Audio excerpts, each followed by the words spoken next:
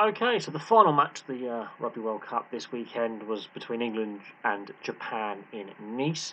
It's finished 34 points to 12 to England, but I will say this, they were lucky to go in leading at half-time 13-9.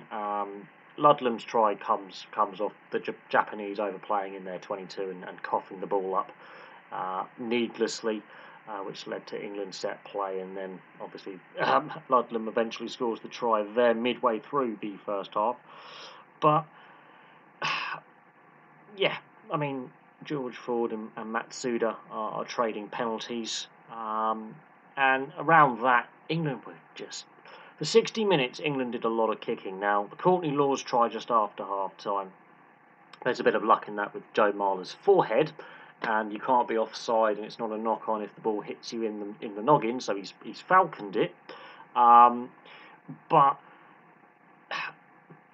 until Courtney Lawes scores his freak try, really, it was comical.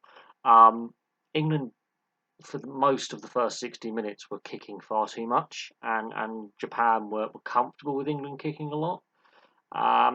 Japan themselves had moments and flashes in attack. They were willing to run it more from deep, but these are two sides that have come into this tournament with really poor form.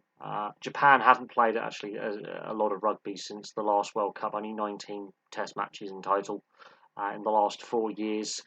They're not on a good run of form. England aren't on a good run of form.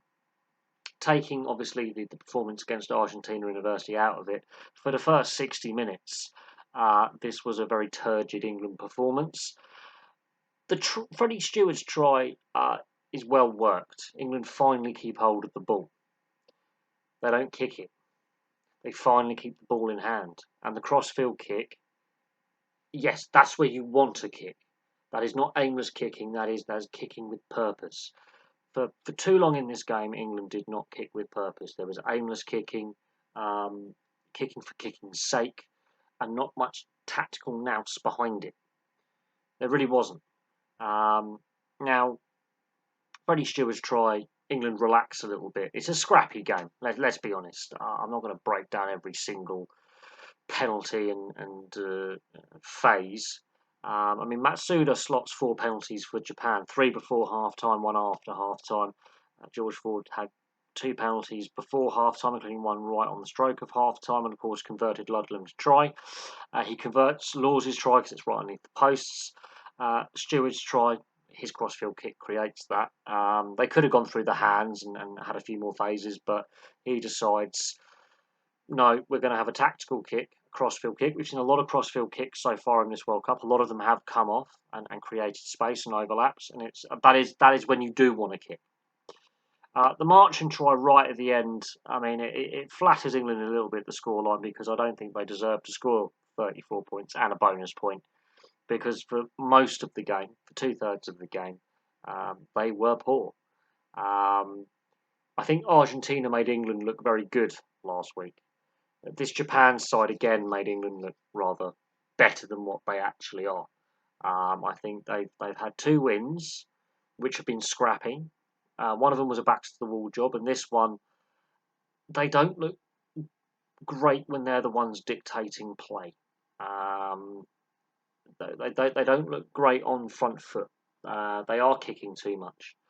Japan, they had flashes in this game, but executions let them down. Their scrum was really good for the most part today, but executions let them down. That final pass, that final phase, that final kick, that final bit of decision making has let them down. But overall, I think Japan, their set piece was solid, but it's that final piece of execution that's letting them down.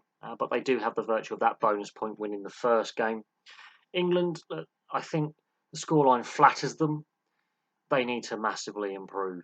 Honestly, they need to massively improve if they are to progress far in this tournament. Yes, they've got 2 wins,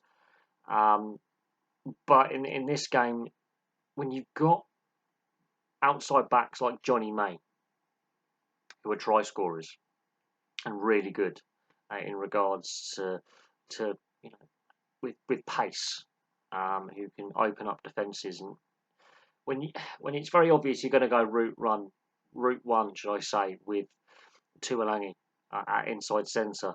It's going to be interesting when Owen Farrell comes back into the side next week, and long term where they're going to play him, because they've carried 3 fly halves into the tournament.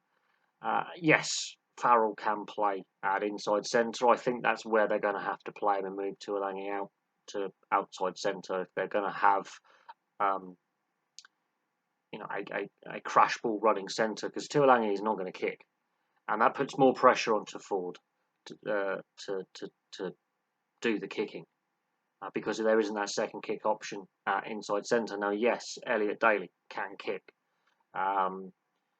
but he's not first receiver.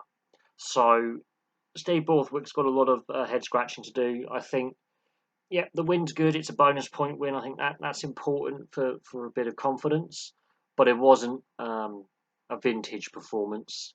It was a scrappy performance. I think Japan made it scrappy as well. They had a very fast defensive line. The breakdown was contested. England weren't dominating the breakdown for the first 60 odd minutes.